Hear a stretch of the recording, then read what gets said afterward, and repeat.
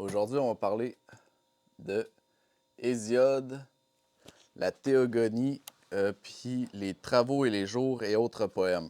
Donc, Hésiode, c'est un poète de l'Antiquité, du temps d'Homère. Donc, Homère, c'est l'Iliade et l'Odyssée. Puis Hésiode, ben, c'est la Théogonie, les travaux et les jours et autres poèmes. Pourquoi je vous parle de ce livre-là? En fait, ce livre-là, je l'ai lu en janvier 2015. C'était à l'occasion d'un cours qui était mythologie et religion, donc à l'Université du Québec à Montréal. Puis on analysait tous les mythes. C'était super intéressant. Mais pourquoi je vous en parle, en fait, c'est parce que les travaux et les jours, c'est un poème. En fait, c'est un long poème de... C'est un poème d'une trentaine de pages environ, donc c'est uniquement cette partie-là qui est le poème. Puis ensuite, ben, on a évidemment tous les commentaires et on a d'autres poèmes de Hésiode. C'est les travaux et les jours, en fait, c'est un éloge un peu au travail agricole à cette époque-là, avec évidemment tous les aspects des dieux, etc. Je ne vous le lirai pas, mais je trouvais que c'était vraiment très beau. Puis aussi, une chose qui est vraiment intéressante, je trouve, c'est que Hésiode s'est retrouvé en... Parce que tous les poèmes étaient chantés à cette époque-là. Et Hésiode s'est retrouvé comme à un concours entre lui et Homère devant un roi. Et tous les deux ont chanté leur poème. Donc, Homère, il a chanté l'Iliade. L'Iliade ou l'Odyssée? C'est l'Iliade, donc en tout cas la guerre de Troie. Il a chanté l'Iliade, donc tandis que Hésiode, lui, a fait les travaux et les jours.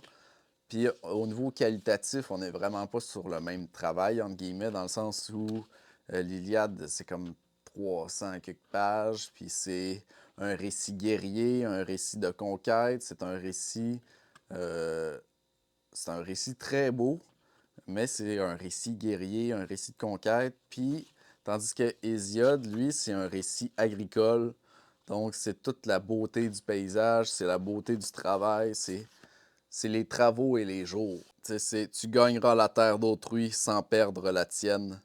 Daignez inviter qui t'aime à dîner. Daigne dédaigner l'hostile.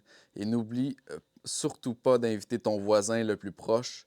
Si quelque chose survient à l'intérieur de tes terres, tes beaux-frères viendront vêtus, tes voisins sans ceinture. Un voisin funeste nuit autant qu'un bon est utile. Avoir un bon voisin, c'est avoir un grand privilège.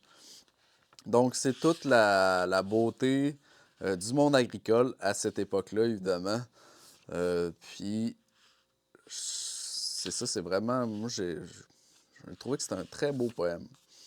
Et donc, bref, pour en revenir à ça, c'est que le roi, en fait, il a jugé que c'était Hésiode le gagnant comparativement à Homère parce qu'il préférait un discours qui était sur l'agriculture et la paix plutôt qu'un poème qui était sur la conquête et la guerre.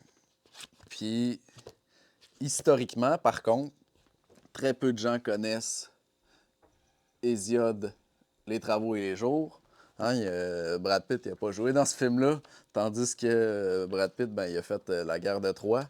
Fait qu'historiquement, c'est sûr que c'est plus vendeur, la guerre et la colère. Mais historiquement, c'est Hésiode qui a gagné ce concours-là. Par contre, ce qui a marqué la mémoire de notre humanité, c'est plutôt le contraire. C'est plutôt le fait que Homère a écrit l'Iliade. Donc, j'avais juste envie de partager un peu cette anecdote-là. Puis, ce livre-là, donc, Hésiode, les travaux et les jours. Une belle petite poésie. Bonne lecture.